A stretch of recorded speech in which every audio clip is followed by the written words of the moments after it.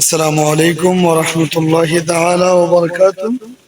প্রিয় দর্শকবৃন্দ, যে যেখান থেকে আমাদের ভিডিওটা দেখছেন, আমরা এখন একটা খুব সুন্দর প্লেসে আছি। আহ, একটা দিঘির পাড়ে বসে আছি, প্রজেক্ট মাছের। অত্যন্ত সুন্দর বাতাস এখানে। তাই আমরা মনোভাব করলাম যে একটা নাত রাসূল পড়ি এখানে। অত্যন্ত সুপরিচিত একটি জনপ্রিয় নাত রাসূল পড়বো। আপনারা আমাদের সাথে গাওয়ার চেষ্টা করবেন। আমার সাথে আমার বন্ধু আছে হাফেজ হাফিজ হাবিবুর রহমান সাহেব। উনি আমার সাথে গজলটি মিলাবেন। আহ আমরা গজলটি শুরু করছি, আপনারা সকলে আমাদের সাথে পড়ার চেষ্টা করবেন।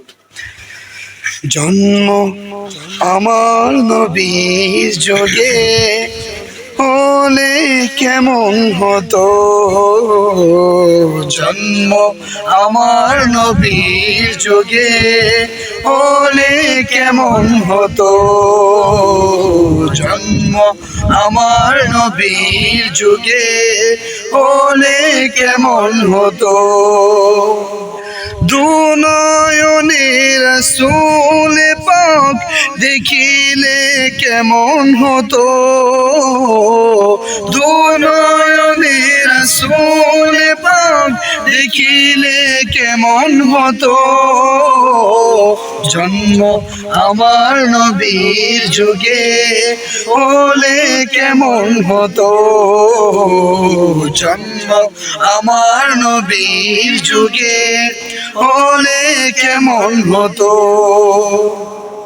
আসতো বেশে হযরতে বেলালের মধুর আযান, যে আজানে ছিল এমন প্রেম মুগ্ধ রহমান।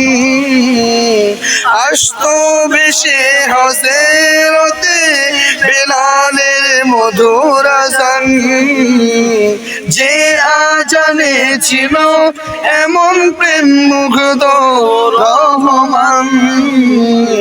দয়াল নবীর পিছে নামাজ পড়লে কেমন হতো, দয়াল নবীর পিছে নামাজ পড়লে কেমন হতো। দুনয়নে রাসূল পাক দেখিলে কেমন হতো, দুনয়নে রাসূল পাক দেখিলে কেমন হতো, জন্ম আমার নবীর যুগে হলে কেমন হতো, জন্ম আমার নবীর যুগে হলে কেমন হতো।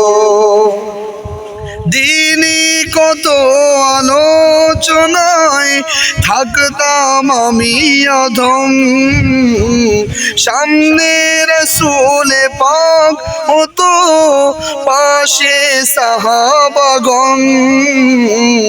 দিনই কত আলোচনায় থাকতাম আমি অধম, সামনে রাসূল পাক হতো পাশে সাহাবাগণ।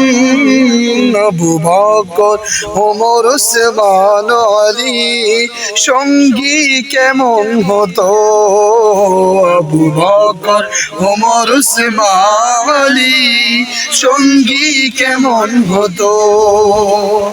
দুনয়নে রাসূল পাক দেখিলে কেমন হতো, দুনয়নে রাসূল পাক দেখিলে কেমন হতো, জন্ম আমার নবীর যুগে হলে কেমন হতো, জন্ম আমার নবীর যুগে হলে কেমন হতো। আসসালামু আলাইকুম ওয়া রাহমাতুল্লাহি ওয়া বারাকাতুহু।